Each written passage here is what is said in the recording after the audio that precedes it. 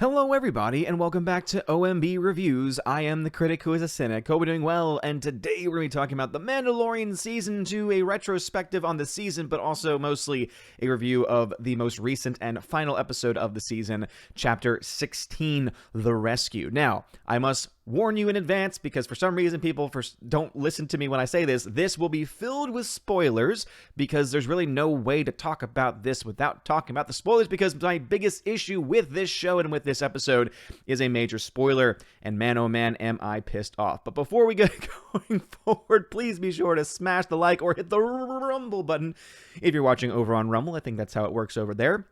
And please consider to share this video with anyone that you think might find this information important. So anyway, let's talk about this episode here. This is the final episode of Season 2. All this stuff has been broken down into various chapters, this being Chapter 16. And it is interesting because we got at the very end, let's talk about one of the positive things, and that is, of course, the very end. And so if you watch, as I said, spoilers, if you watch all the way through the end credits, there is a little coda, there's a little end piece after post-credit scene where you have Boba Fett and his friend. I always keep on forgetting her name. I think it's Fennec.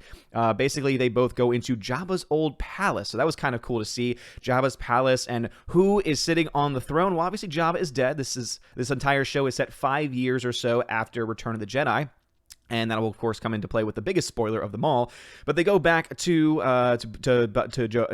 Jabba's palace, and who's sitting on the throne? Bib Fortuna. Yeah, you may not remember him. Remember the dude that has kind of like a giant, giant schlong basically wrapped around his neck? Yeah, that dude, Bib Fortuna. Bib Fortuna is on the throne. It's been some time because he is pretty big. So he is on the throne. He has obviously taken over the crime lord status ever since Jabba the Hutt was killed back when Leia strangled him in Return of the Jedi. And so this is something that was very interesting to see. And obviously, obviously Boba Fett and Fennec, they come in and start kicking ass. And one of the really cool things, one of the things that I kind of missed because I was so pissed off about what had just previously happened before the credits, was that you actually hear McClunky. That's right, McClunky makes a return because McClunky apparently means you will die, or you are about to die, or something like that, in Huttese or whatever the language is called. And so, yeah, McClunky is actually heard here in a way that some hardcore fans would be like, ooh, look at that, McClunky makes an appearance.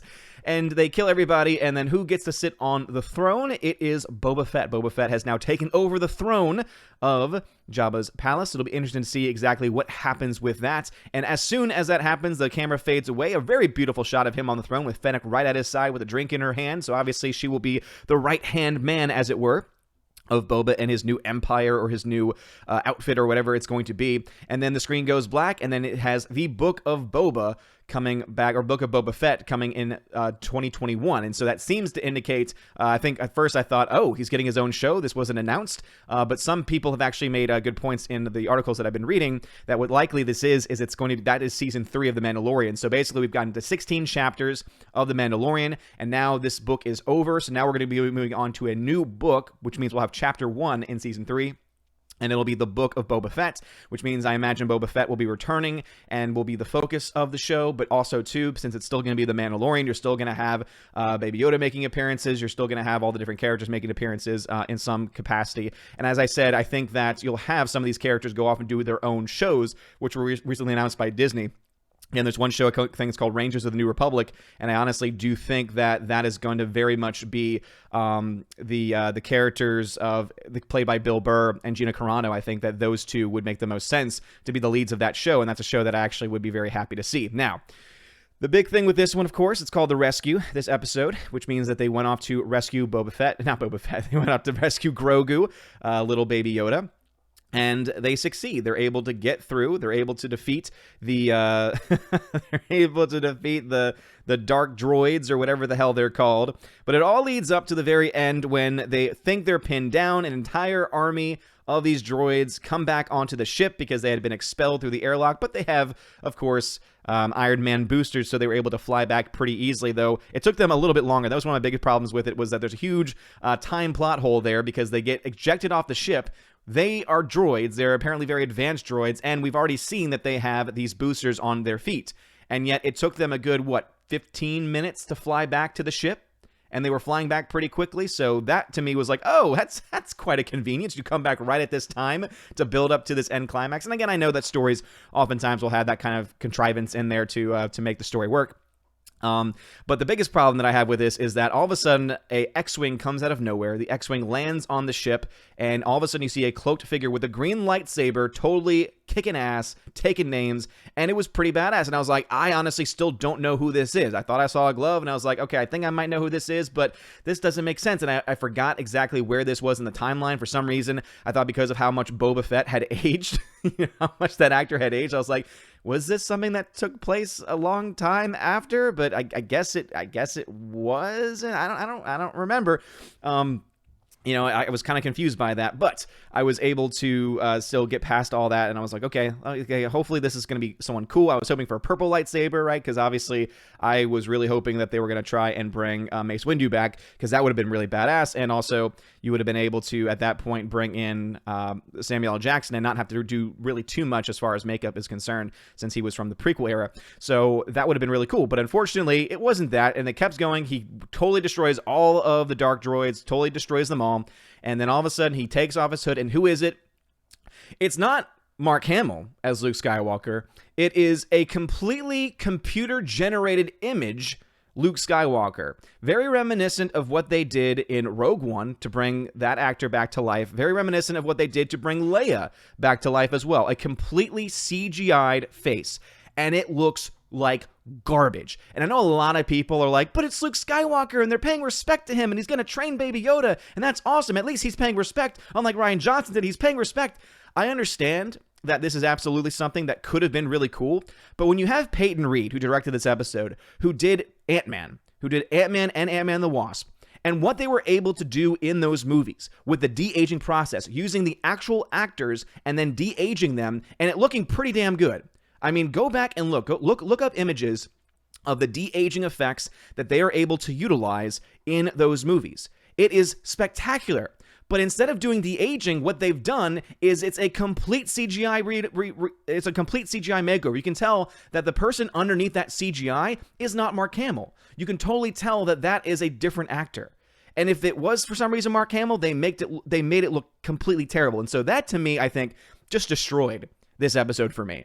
I thought there were so many better episodes this season. As I mentioned, last episode I was very high on, and you can talk about, oh, there was plot contrivances there, but there's been plot contrivances in almost every single one of these episodes. But at least that one had a really well-written script. They didn't use crap CGI like they did in this one. You all know, one of my biggest pet peeves, one of the biggest things I always harp on, this is very consistent of me, by the way, is that I hate bad CGI.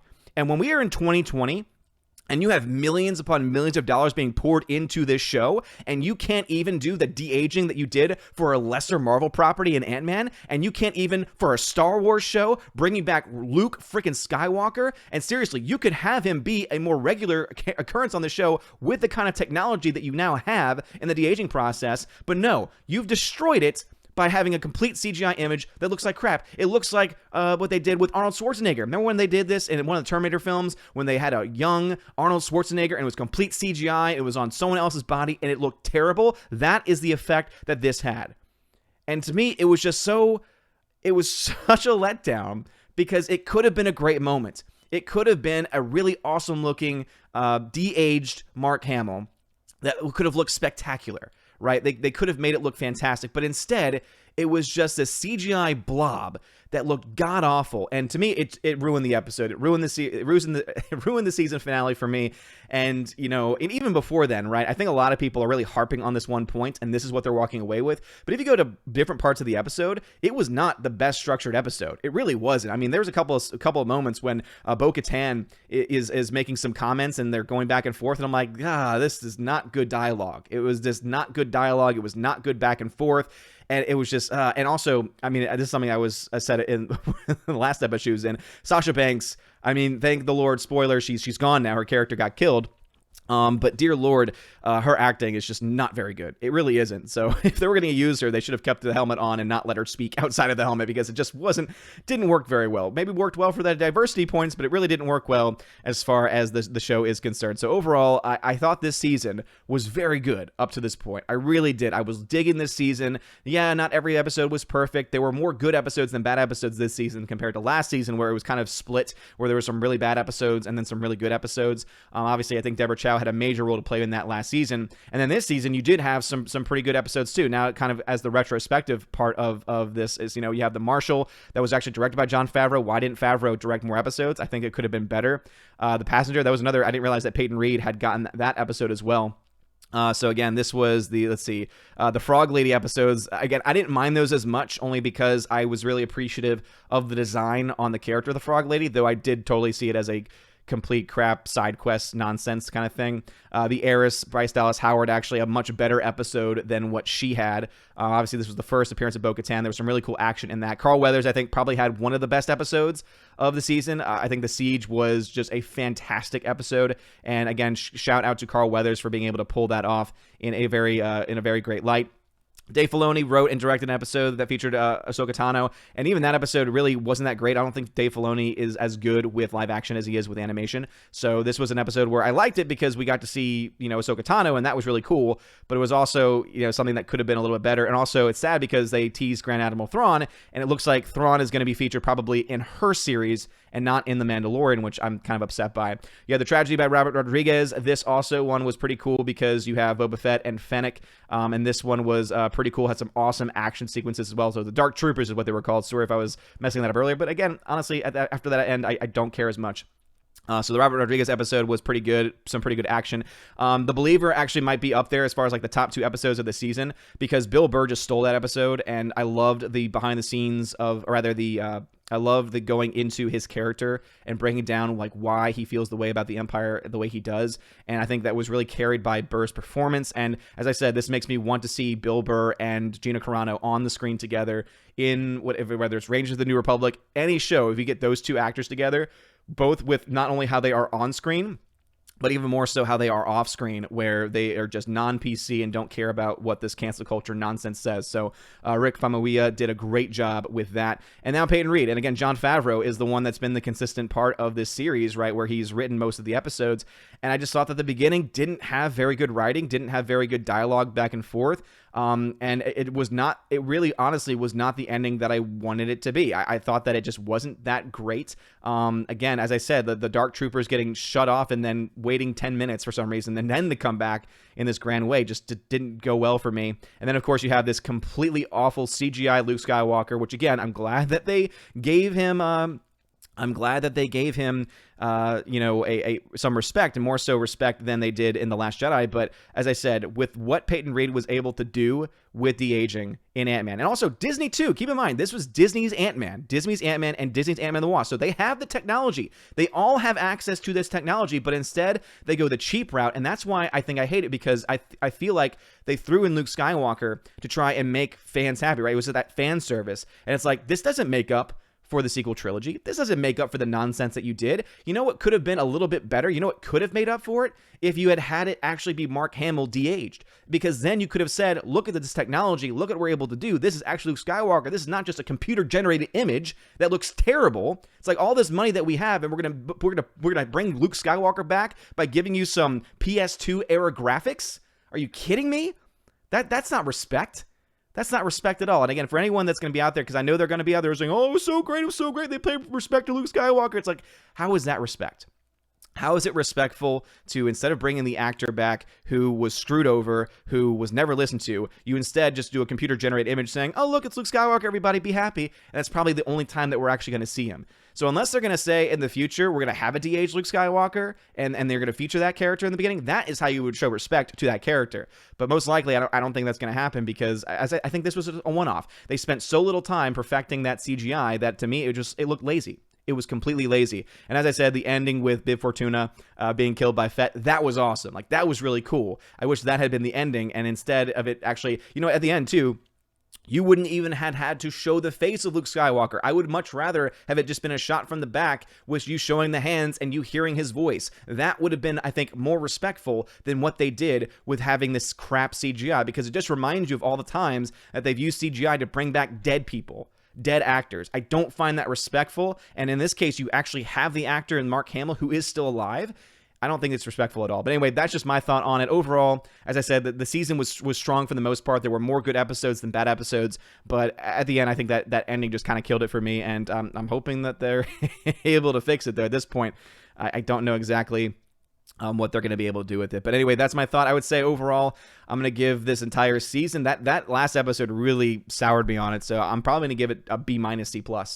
Because again, you had some really great like B+, A level episodes in this season, especially episode 15, The Believer, and also Carl Weathers' The Siege. Like those two were like A-level episodes. And then you had some like B-level episodes with things like The Heiress and The Jedi and things like that. And really not any terrible episodes from what I can remember overall. I think The Passenger, the other Peyton Reed episode, may have been the other, but this one, I didn't like it. I didn't like it. And there's some people that have hated other episodes this season, but love this one. And I'm like, how?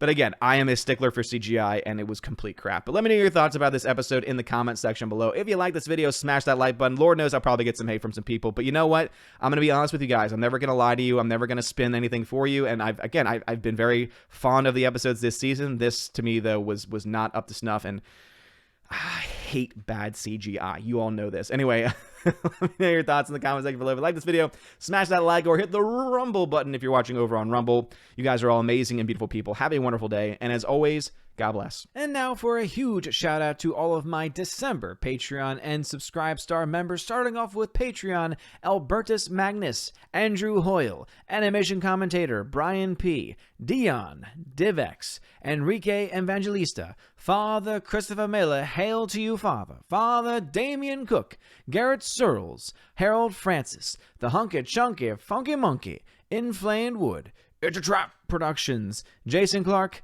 Jacob Juice, Jay, Jeffrey Toon, Jonathan Carney, Kenneth Camille, Laura Story, Mad Mitch Dunaway, Mike Jackson, Mr. Peabody and his evil twin with the beautiful hair, On to June, Orange Hat Reviews, Out of Step with Reality, Outpost Dyer, Riff Magos, Rosetta Allen, Steve Glasker, Miss Martin Muses, also known as Teresa Martin, Theodore Bendon, Tina Bogend, Tina B, and the Modern Major General, Laura Story. Gotta give you that shout out for that one time that you were doubled up. Thank you very much for being my Patreon members. And now a huge shout out to all of my December Subscribe Star members we have over there with Stand For, Perpetual Punster, Robert Revo, Mr. Roy, Glinzer, Darkstar 57, J. Alex McCarthy Jr., US 888209 Fast, Dean Heiss, J-Rod the Beer Guru,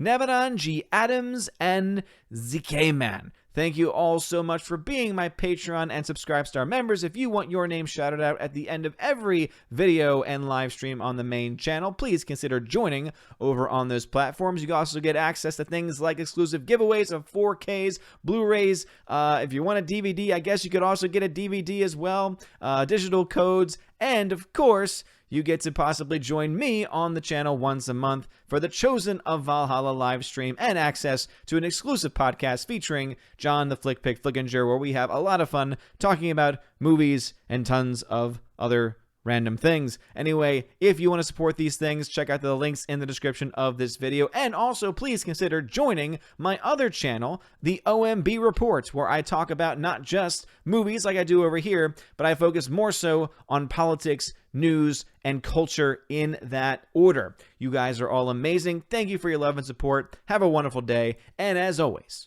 God bless.